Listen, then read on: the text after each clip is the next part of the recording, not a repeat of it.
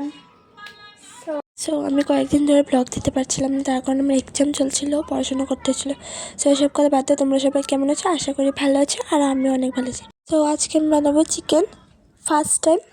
তো রান্না করে চলে আসলাম।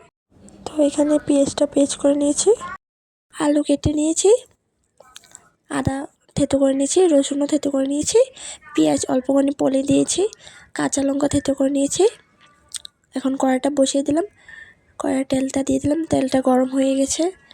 এখন আদা রসুনটা দিয়ে ভেজে এখন পেঁয়াজটা দিয়ে দিলাম, পেস্টটাও দিয়ে দিলাম। তারপরে নাড়িয়ে ছেড়ে দুটো তেজপাতা দিয়ে হলুদ করে, লঙ্কা করে, জিরে করে দিয়ে নাড়িয়ে ছেড়ে অল্প সামান্য জল দিয়ে মশলাটা ভাজা করে আলু দিয়ে দিলাম।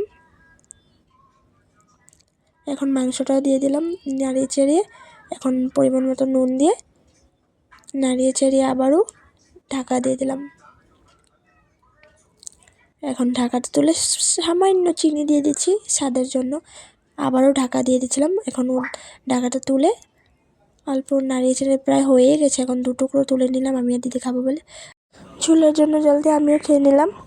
ওয়াও, জাস্ট অসাধারণ হয়েছে। এখন গরম মশলা দিয়ে মাংস নামিয়ে নিলাম।